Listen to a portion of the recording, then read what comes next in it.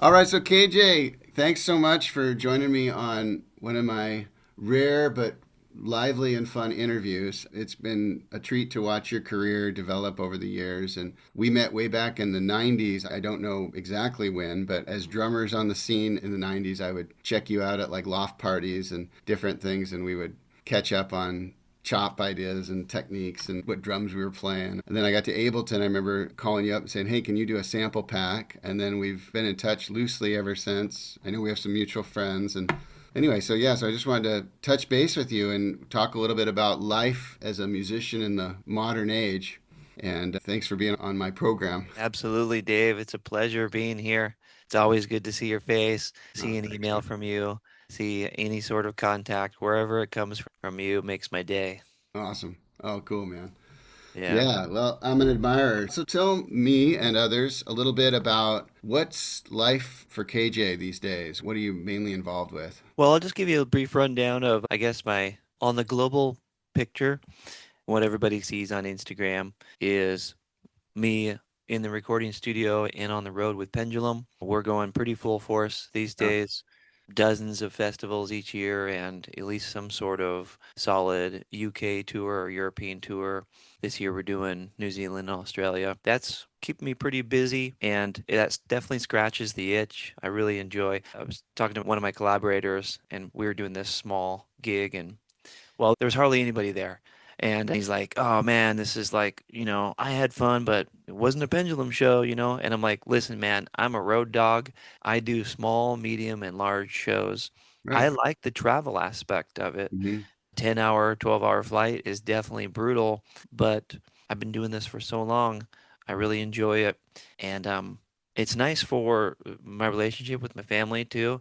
Like my wife, not Yeah, being in the same room like 365 days a year. right, right. Yeah, that Good. coming and going. It's not too much. It used to be a bit too much where I'd be gone for like 3 months at a time.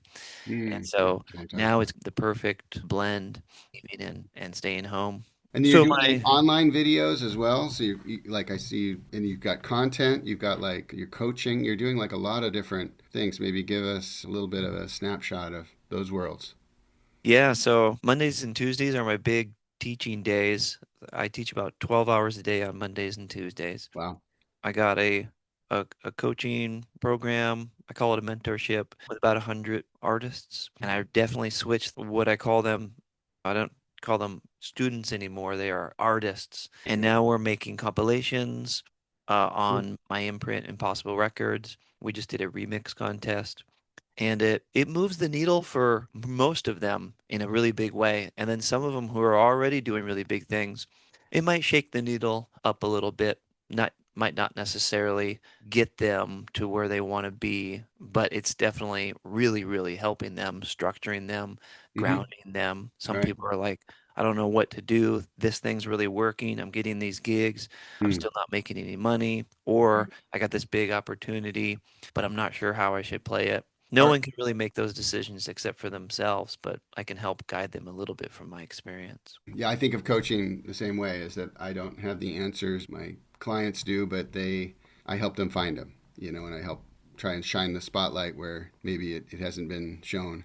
So some folks may not know Pendulum, by the way. So maybe just Pendulum, I mean, they're this, my understanding, it's like a live drum and bass electronica experience playing large shows. I think you Yeah. played Wembley Arena or something, or Yeah. maybe multiple Mul times, or yeah, multiple times. Wembley right. Arena. It's a pretty big one in London. Yeah. Yeah. So like you're playing in front of thousands of people, and then you'll also go play a club gig with some music that you're really into, because like you say, be a road dog and out there chopping it up with people and having a good time playing music, because it's not always about the stadiums, right? That's a fun thing when it happens, but it's also like, knowing you're like so passionate about music. My question in there is sort of like, how do you keep that spirit alive? Because you've always been a spark plug, ever since I've known you. So, Yeah. Thank you. It's not easy. So I've kind of created a system for myself, and that does work with like the ADHD that mhm. I guess I have, and so many other people have. Yeah. I think it's a common trait for this. And so apparently the system is probably one of the most consistent thing that works for me. And so my system, I'll just break it down real quick, is I wake up at 4 a.m. I go to bed pretty early at Okay. 8. If I go to bed at 9, I'll wake up a little bit later, but 7 to 8 hours is really good for me. And so I hit the gym right away for about 2 hours. I'm in my studio about 7 a.m. I have my protein bowl and my coffee or my chai or something. And then I get to work. And on Mondays and Tuesdays, I have back to back one on one sessions with the artists that are in the mentorship. That's really amazing for them. And it's really great for me, but it's also super draining. I am absolutely freaking toast at the end of that 12-hour day.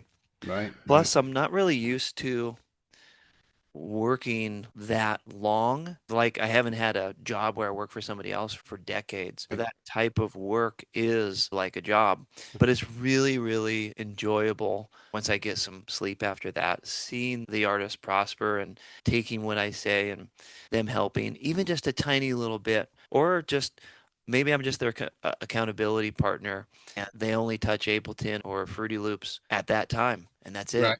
Okay. And at least it keeps them on track a little bit. So these are not just drummers; they're also music producers. They're other sorts of musicians. How's the audience? Mostly producers. A lot of them are drummers, but we don't do drum lessons. So I'm only doing drum lessons to about maybe 10, 20%. The people in the mentorship, everybody else is producers and to get their music either started, worked on, or completed, mostly completed. And then they're trying to get it released. And so a lot of it is diving into Ableton, helping them structure an arrangement, bass lines, drums, and stuff. But there's a really good percentage, I'd say about 40% of everybody makes killer music. Like they don't need any extra lessons or tutorials to try to make a killer record, except finishing it and having the confidence in themselves to put it out. That's still a really big hurdle. Same for me. I think it's for everybody. Yeah, the most Yeah. I person or the person who makes the most beautiful music does not think that their own music or their face is as beautiful as other people think it is so much of the time. so And agree with you, brother. that's, yeah, Yeah, I mean, I wrote right. a book on self-doubt, right? And so my whole thing is I was at the NAM show the week before last, doing a talk on creative confidence, and it's Wow. a couple hundred people there, and it's like great every time because you have someone will say something like, "Well, my self-doubt voice says I should keep working on it. I'm just not good enough yet," and then I'll say, "Okay, who else has that voice?" And 70% of people raise their hands. And then someone else will talk about perfectionism, or someone will talk about imposter syndrome. Whatever your flavor is of the week, these voices we hear, like, are they just trying to help us? But it's saying, yeah, it's a good idea to edit your track before you finish it or master it or whatever. But then there's this, point of diminishing returns where it's like, okay, self doubt is no longer helping. Self doubt is actually making me afraid to be an artist or afraid to be bold or stand out because it is like a move that's sort of weird for, we're pack animals. And all of a sudden when you say, hey, look at me, I've got this thing I'm saying, it's like, wait a minute, that's a new thing for us. And our self doubt just goes crazy. So, how do you help people finish more music? Because I certainly. I have my own collection of mantras and things to help me, but I also still have days where I'm like, oh man, I don't know how would I get this thing done. How do you coach people around finishing more music when you hear these great tracks? Yeah. Thanks for that though. Man, I wish I caught your talk there. Oh yeah, That sounds great. yeah, yeah. I'll send you a video of it. You can Please. skim it. Yeah. Yeah, okay. Yeah. I need to read your book too. Yeah, I it's need to it's order it. I need to get it's it. available, and the audiobook's free on my site. So at this point, I'm just like giving it away to help you. And I That could have be a in the show. put the show notes. Yeah, definitely. Yeah. So every person is a little different. Some people are very sensitive to talking about their self-doubts, and other people are like, let me have it, KJ, just Yeah. tell it to me straight. And so each person requires a slightly different answer. But Mhm. how it works for me is the system. And I'm no freaking saint. I break the system all the time. The reason why I work out in the morning is to help me keep on track with the system. I don't just go into my studio and say, I know exactly what to do today. I'm going to crush it. Like, no, it's not easy for me either.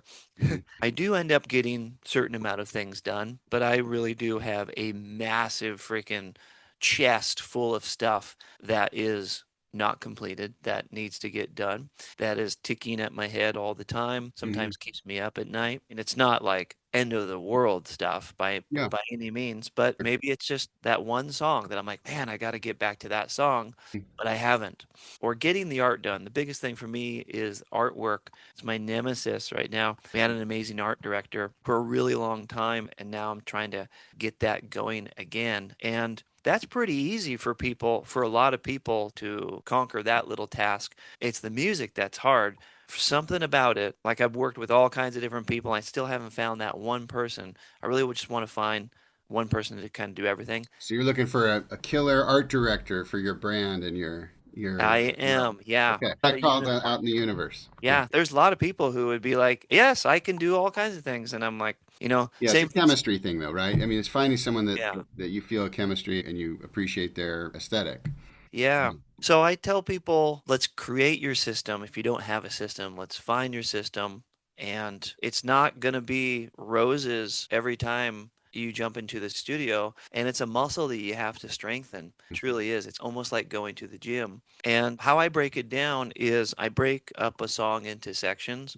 And so there's the beats, the bass line, the melodies, harmony is included in that. There's the arrangement. There's mixing throughout the whole process. Of course, there's the final mix down and mastering, and then the lead lines, which is the melody. If you break it down into those sections, I call this timer beats. So I got this formula from Ill Gates years Okay. ago, and he's been teaching people for and has his producer dojo. He's had that for a really, really long time. Right. He was a huge inspiration on why I have my mentorship. Okay. Mr. Bill too, Yeah. Uh-huh. Yeah, both those and guys are great. he talked about timer beats years ago, and I still teach it today. Okay. And it's you take each one of those section beats, bass line, lead, chords, arrangement, and then mix and master. And that's six for 60 minutes, so 10 minutes per segment. Okay. And you set a timer or like an hourglass timer or something like that.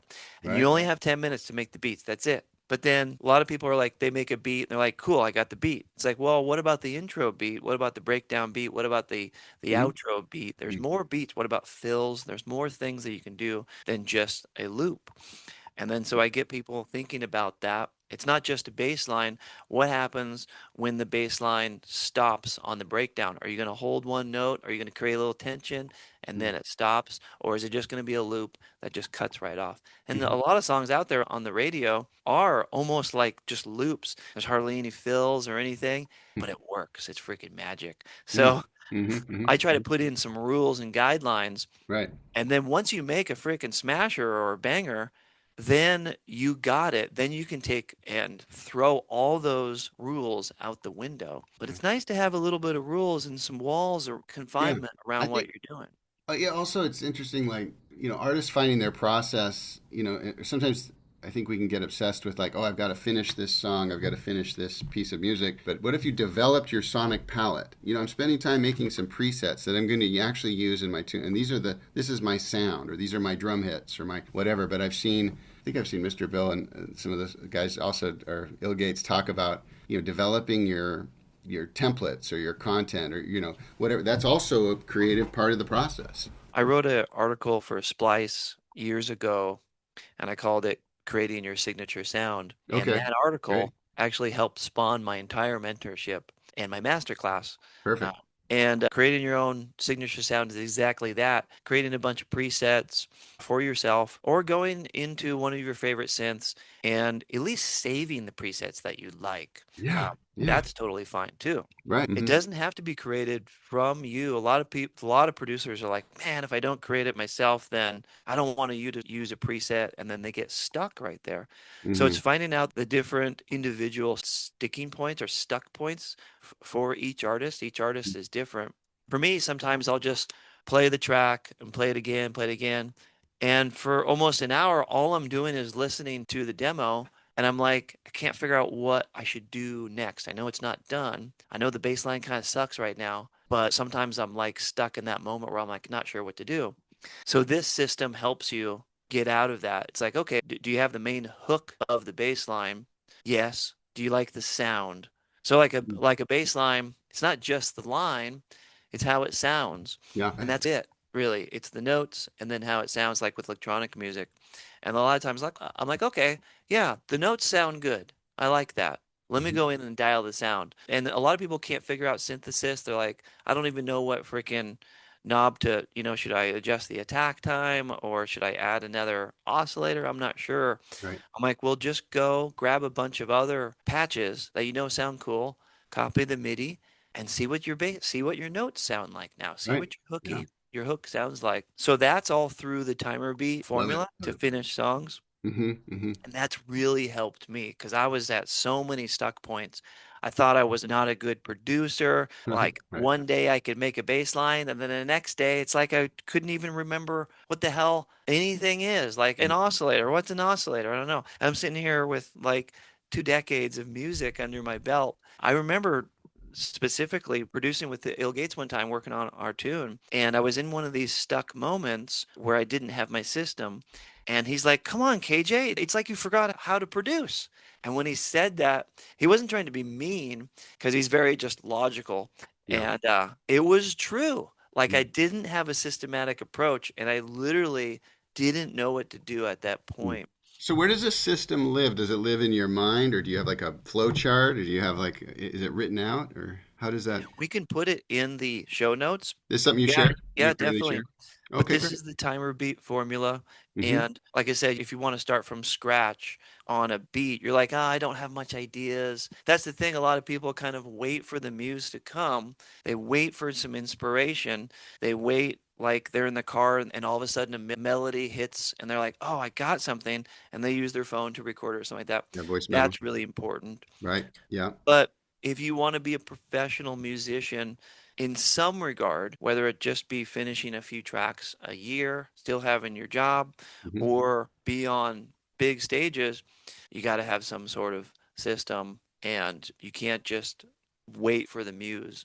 There's a lot of like documentaries and stuff with really big artists who talked about that where they did wait for the muse to come, but those are like really special, one in a million freaking artists Mm-hmm. Hmm. um, Yeah. who might Right. say things like that. Right. And Yeah. In 2026, it's sort of like I'm not sure that that's as yeah, relevant. You know. when Snoop Dogg says how he freaking makes a beat, and he's like, "Man, we're gonna make hits today," he's all excited, and then he goes, "I'm off Spotify, F Spotify." That's really cool and entertaining and inspiring to watch Snoop Dogg do that. But man, it does not have any freaking relationship to an artist trying to build their career Yeah. today. Right. Not Yeah. whatsoever. Yeah. The Spotify thing's interesting. Like, I saw on Facebook you made a cool post that I agreed with, where it's like, because I feel conflicted as like a person in the world. I look at sometimes any of these big companies, frankly, with million and billionaire owners, and I go, I don't want to do business with these people. I don't want to promote their stuff. This is horrible. And then yet I'm also like, well, people ask where can they hear my music, and I have a Bandcamp page, but not everyone's going to go there.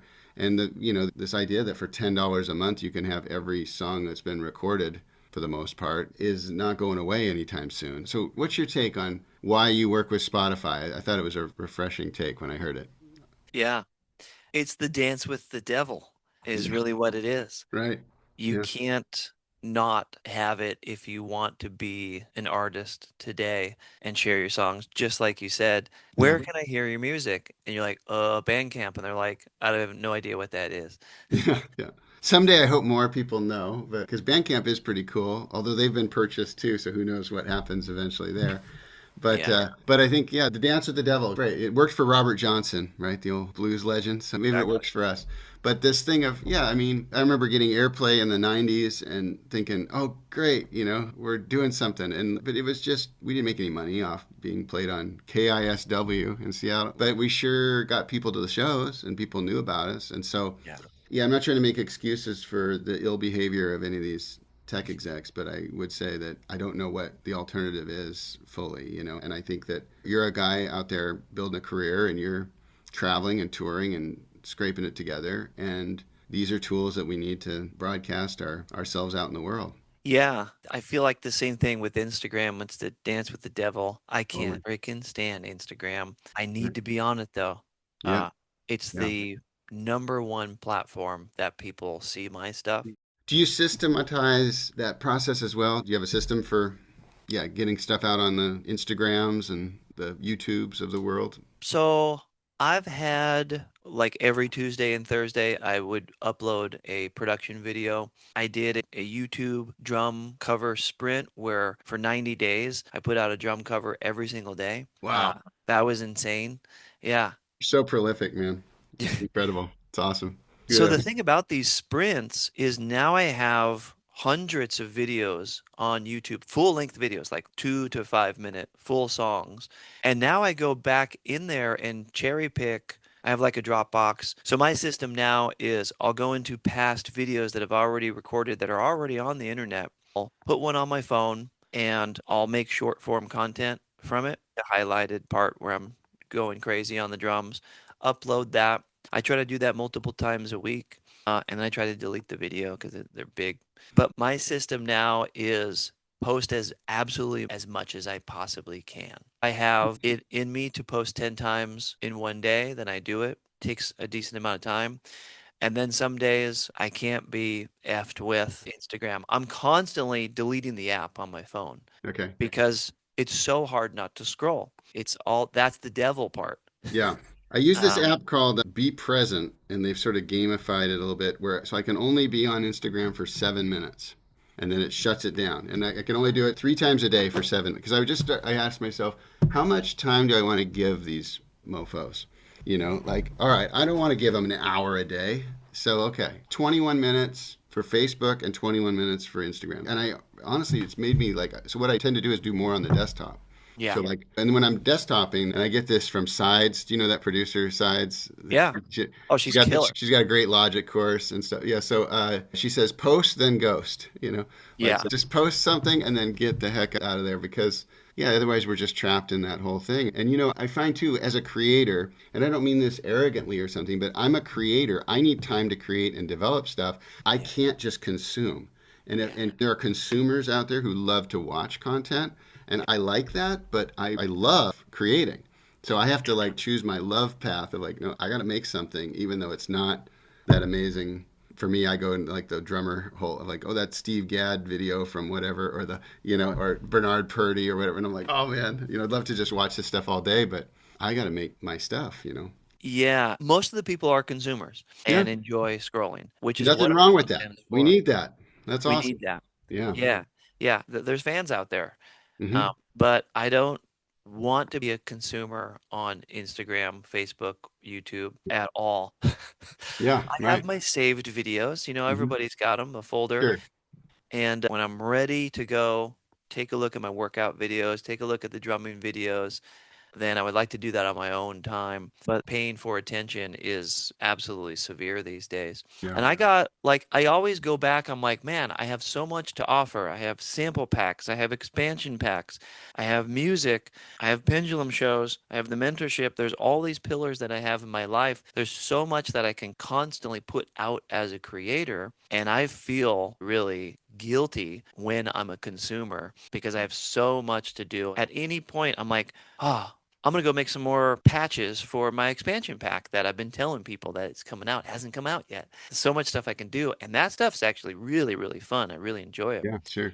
And a lot of people want to be creators. They're getting really good at being a consumer, and then they start getting really good at creating a cool video of themselves, a selfie video. They've figured out how to talk to the camera, and now they're starting to become a creator. And that is really, really cool. There's plenty of people who can just talk pretty good, or they've gotten good at Hmm. being on the camera. You're scrolling through whatever platform, and you see some random person that you have no idea who they Right. are, and you have no idea what they're talking about, but you want to turn it off mute to hear what they have to say. Those people have something pretty special. Those people are the creators of today, no Hmm. matter what they're talking about. Maybe it's political, maybe it's about just food Hmm. or them just breathing, Right. Right. Yeah. you know? But they have something to say. And that's pretty cool these days. As much as it is the dance with the devil, there is a ridiculous amount of opportunity for people to Yeah. harness that, take advantage of it, Right. and monetize it. Yeah, totally agree. So at the NAM show, one of the big topics was, of course, AI. And Yeah. so, these AI platforms are getting incredible at like making this Making hit records. yeah, even hit records, yeah. And as a Gen Xer, I'm like super cynical and I'm thinking, who is going to go to a concert for an AI artist or something? But Yeah. at the same time, it's a serious threat to people who make a living making music because they're like, wait a minute, if you're making music for a yoga video or something, like that's going to be AI if it's not already, soon. Yeah. Curious what your thoughts are about AI as it challenges all of us to think differently. Yeah. I remember during COVID, and we're finally able to travel, and then Pendulum started doing some gigs again. And AI was just kind of starting to simmer. That was when Mid Journey started. Right. Okay. And I was sitting there with Rob and we were working on some music, Rob from Pendulum. Mm. And I'm like, yeah, this is pretty crazy. He made something really cool. And then he's like, well, we're just going to keep on doing it until AI takes our jobs. And now look at today. Mm. It is taking a lot of people's jobs. And man, I think it's the fact that just a layman, I don't know if it's a PC term for a person who doesn't know how to do A something, but novice, yeah, like just yeah, zero experience and no reason to be a musician producer. They have no desire to buy Ableton or even GarageBand or anything. Goes in with a couple prompts, makes a literally a hit in any different genre, metal, rap, country, pop, drum and bass, and then it says created by me. I'm like, holy shit, I created this. And then has the ability to upload it to Spotify. And then yeah. as an artist, it's so it's like the end of the world. That's how I feel as an artist. I'm like, should I switch career paths? Like Right. what should I really do? I think we've And all had that thought in our head, yeah. but I've also had other Yeah. thoughts. Yeah. There's a lot of buts. So when Suno first came out, I started exploring with it, and I'm like, wow, this is helping me write music. And now it's just like it just writes music for you. And I was like, this is a writing partner as opposed to like AI with Isotope and stuff trying to make our mix better. It's the complete reversal. Now people who have a hard time trying to figure out ideas for writing a tune, now that's solved. I was like, okay, well, if you take a look at Ed Sheeran and all these huge artists that are in a room with 20 other writers, because that's what happens so often, what are they doing? They are all pooling together to try to come up with the very, very best melody, best lyrics, best beat, best everything to create that next hit.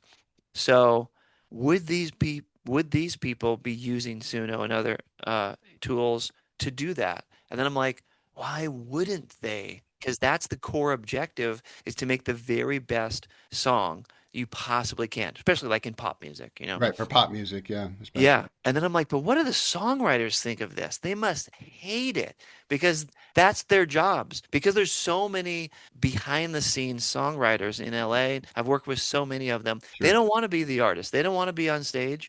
They're perfectly happy being a co-songwriter or a songwriter for dozens, if not hundreds of artists, and that's how they make their living. They got gold records on their walls. They're Sure. not the artists, though. They're Hmm. songwriters. That's brutal. And I'm not sure where that industry, which is the core foundation of music, I don't know really what's going to happen with that. In terms of live music, do people want to see robots on stage or just a fake DJ? No one's up there except just visuals.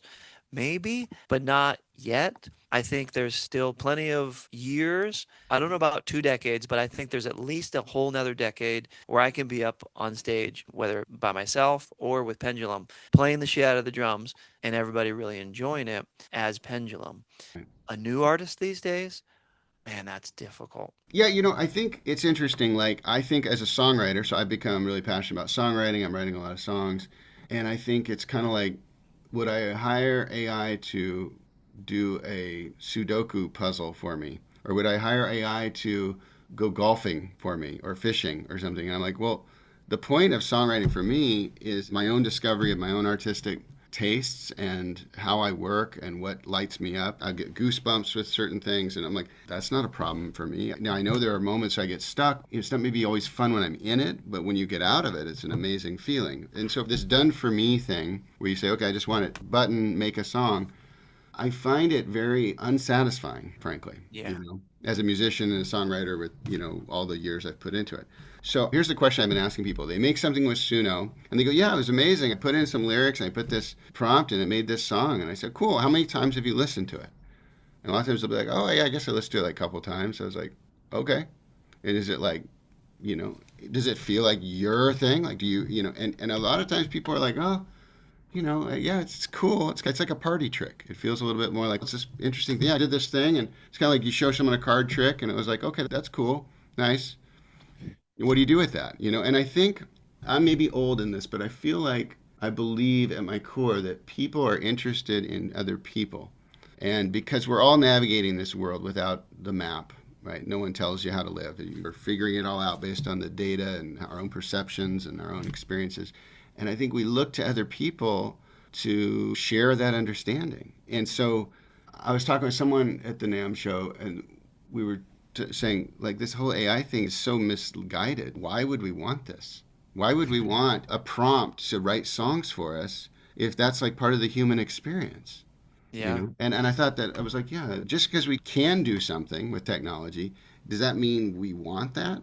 It's a neat little trick, but I'm curious to see the long term effects on people artistically. Now, commercially speaking, I think your point about, like, if you're going to write a hit song and you can look at a database that has all the hit songs that have ever been written and it can draw from that for your next hit song, I guess I can see that, yeah, that's going to change a lot. Maybe this is curmudgeonly, but maybe it's okay if pop music got reinvented to, like, we get back to this human thing where it's not about celebrating one artist in a stadium, and it's like, what if music's more for us, and it's everywhere, and it's the people who are authentically sharing their thing and creating those bonds with people. They're like, hey, this is somebody doing their thing, and warts and all. I've only been singing for a few years, and sometimes I'm a little pitchy, sometimes it's a little, but I think my heart and the gestalt of what I'm doing comes through, and people get that, and I get good feedback. But it's not perfect, and it's not shiny, and I'm not sure that's the point,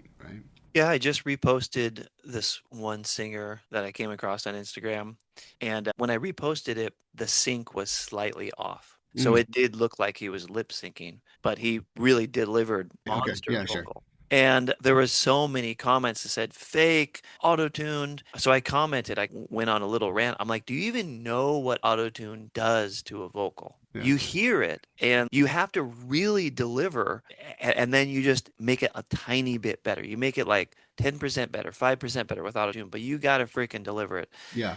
Unless you talk straight in and then it's like rap auto-tune. Right, yeah. Like if you're doing the auto tune effect or the share T Pain thing. Yeah. Right. Even that, like, Yeah. it's got to be a lot of cool stuff to it. And Yeah. then I kind of went on a little rant, and so many comments are like, I want the raw. I want to see this person with no effects, Right. no reverb, nothing. I'm like, nothing? I'm like, okay, so what Hmm. do you think about electronic music then? I started having these conversations, and they're like, no, man, we just want raw. I'm like, I got to have some sort of microphone to Unplug the V record it. drums. They just want to hear the pads. Yeah. I know. I'm like, how raw are we going? But I think the Yeah. overall concept and why there were some angry people in there is because they're like, man, where is the human element? Yeah. And to your point, and that really hit home with me, people do want to disconnect Right. and engage with real humans, especially, the youngsters just staring at their phone constantly. I see people Wow. like kids at the bus stop talking to each other, staring at their phones. I'm like, oof, I don't have kids, but if I had kids, man, that would just be absolutely Yeah. freaking I've brutal. got two boys, and let's just say there's a lot of phones going on, and it's rough.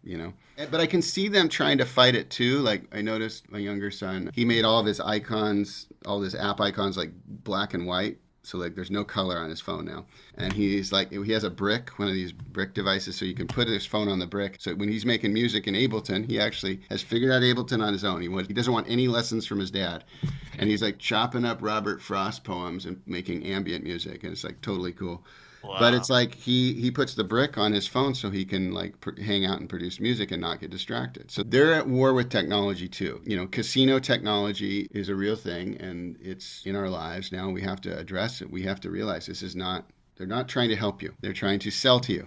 And so that's The house important. wins. The The house house always wins. Yeah, wins. the house always wins, right? And they'll probably still win a lot of time. I've given it way too much of my time. But yeah, I Yeah. think that's interesting about AI. It is a time to be more authentic. And also, I have this other side of me is like, well, I use all kinds of technology and different tools in music that I've made over the years that is a form of AI. It's maybe not generative AI. Let's just say MIDI quantization, or swing, all the different swing. Like you could swing like any different beat in the MPC style or the Logic style or the Akai style. And you can, like, those are all, that's a catalog of data that it's pulling from. And you're able to, use randomized functions and all these things in our apps that we like.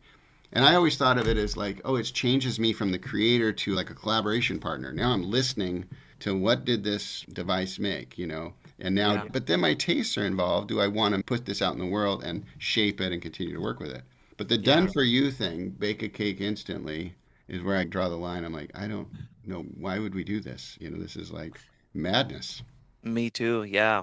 I mean, I've taken what Suno has spit out and stemmed it out, grabbed just the vocals, Hmm. reworked them a little Hmm. bit, and now I'm having a singer re-sing that. Right. And Yeah. now words are starting to change, melodies are starting to change Sure. slightly Sure. during the process. And I'm like, okay, Right. that was a legit co-writing experience that I used AI for, that I feel okay. To what Sure. you said about asking that person, how do they really feel about the song that they made? How many times they listened to it? That's kind of what I tell my community is, okay, whether you're using AI, you're not using AI, how do you feel about it deep inside? And that's really it. Does it move you? Does it move you Yeah. emotionally? You've been super generous with your time, so I want to make sure people know how to get in touch with you if they're interested in working with you as a coach or a mentor. How do people do that?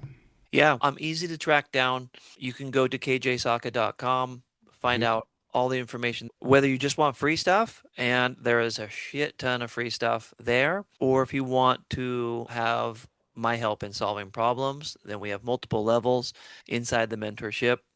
Okay. And also, if you want to collaborate, I'm open to all kinds of collaborative conversations. I'm super Okay. easy to get a hold of on Instagram too. KJ Sawka everywhere. Okay. KJ Sawka everywhere. You heard it here. Drummer, producer, mentor, technologist, workout fiend. And where are you living, by the way? Vegas. Vegas. Okay, cool. Yeah, so get in touch with KJ if you're interested in collaboration, mentorship, and he's a good dude. I've known him a long time, so excited that we can share these words with people. And thanks so much for your time, brother. Thank you, Dave.